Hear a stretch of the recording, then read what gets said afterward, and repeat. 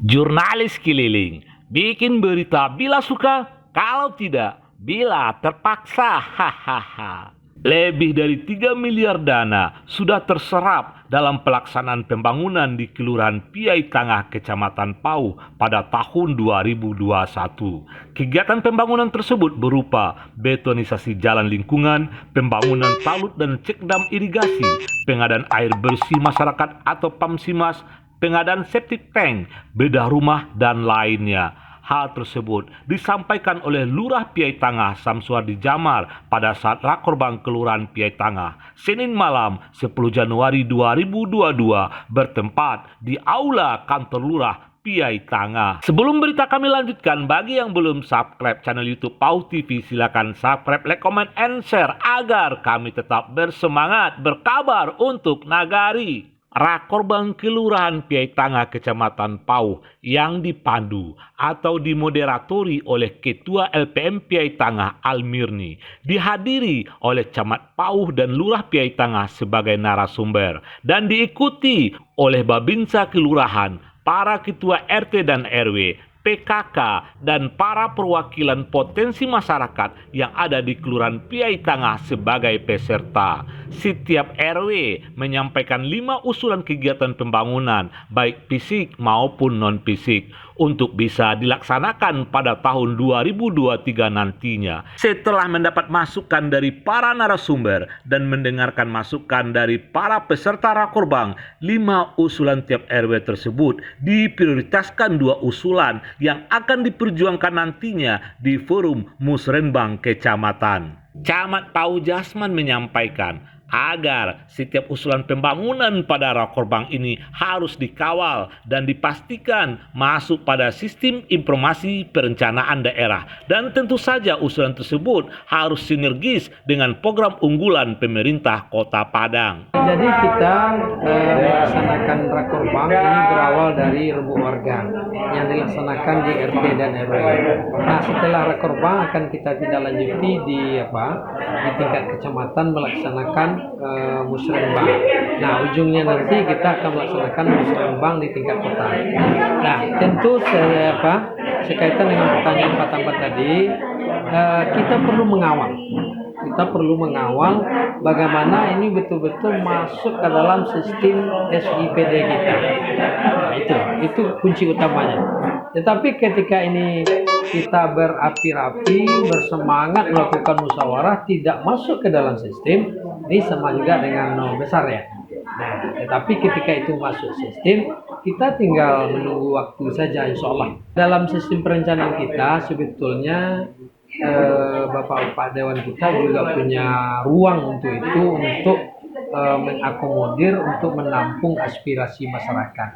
Nah, ini yang nantinya kita akan koordinasikan mana kegiatan-kegiatan yang barangkali itu kewenangannya berada di kecamatan, termasuk besaran-besaran dana ini kan sudah diatur semua. Nah, untuk kegiatan-kegiatan yang tidak tertampung di kecamatan, kita memang berharap dari Bapak Dewan, terutama yang dapilnya di Pauh ya, agar bisa mengakomodir keinginan-keinginan sesuai dengan kewenangan Bapak kita itu.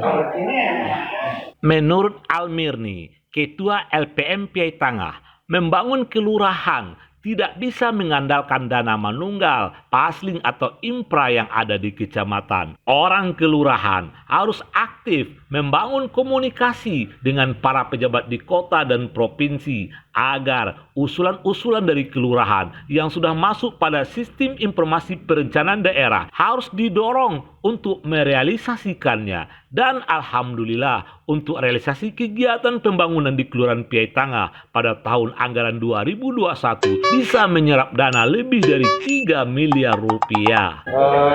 Tentu dari hasil Rakorban, kemudian sampai kecamatan, sampai ke kota, yang penting masuk ke SIPD gitu. Tetapi memang seluruh usulan-usulan itu tidak akan terkomodir dengan dana kecamatan sebenarnya. Kalau dana kecamatan seperti manunggal, pasling, infra kecamatan, makanya biasanya yang kami lakukan di Kelurahan Betanga bersama Pak Lurah, gitu kan, kita memang memang harus mengejar sampai ke dinas-dinas terkait. Contoh, betonisasi contohnya. Kita harus pergi ke dinas perumah rakyat dan pemukiman. Kemudian irigasi sungai, kita pergi ke PSDA, ke PUPR. Itu disusul dengan proposal, Pak. Harus disusul dengan proposal. Jadi kita setelah musrenbang tidak kita biarkan begitu saja, gitu. Maka harus kita susul ke dinas-dinas terkait. Seperti perikanan harus kita susul ke dinas perikanan. Kemudian kalau ke tenaga kerja harus kita susul ke dinas tenaga kerja. Itu caranya tampan yang kami lakukan selama ini dengan Pak Lurah. Dan termasuk juga dengan Darana Pokir, kawan-kawan DPRD Kota Padang dan juga DPRD Provinsi Pak Ketua. Semua itu juga dengan proposal. Dan untuk 2022 insya Allah juga seperti itu ya Pak Lurah, dan 2023 seperti itu juga. Memang harus banyak membuat proposal dan harus kita lakukan hubungan yang baik lah dengan kawan, baik dengan dinas maupun dengan anggota DPRD. Menurut Lurah Piaitanga, Samsuardi Jamar, tingginya tingkat partisipasi masyarakat untuk mendorong realisasi dari perencanaan yang dibuat pada Rakorbang adalah kunci dari keberhasilan Kelurahan Piaitanga dalam mendapatkan anggaran pembangunan yang lebih besar. Diharapkan untuk realisasi kegiatan pada tahun 2022 dan 2023 dan tahun-tahun selanjutnya bisa lebih meningkat lagi. Kami kontak kelurahan ini tidak ada apa-apa tanpa kesinergian antara masyarakat, tokoh, dan yang mempunyai kesulitan di dalam hal ini, sehingganya kami berjalan tidak jalan sendiri, tapi dibimbing oleh kawan-kawan, seluruh warga dan tokoh masyarakat, sehingganya apa yang diamanahkan kepada kami, alhamdulillah, sampai saat ini masih ada kepercayaan dari pimpinan kepada kami untuk kami tetap ditugaskan di sini. Itu kira-kira kiat-kiat yang ada. Dan lagi pembangunan ini pasti adanya bantuan dari seluruh elemen masyarakat, baik RT, RW, dan tokoh masyarakat, sehingganya apa-apa tujuan dari cita-cita pembangunan bisa tercapai. Nama saya Andi Devrian.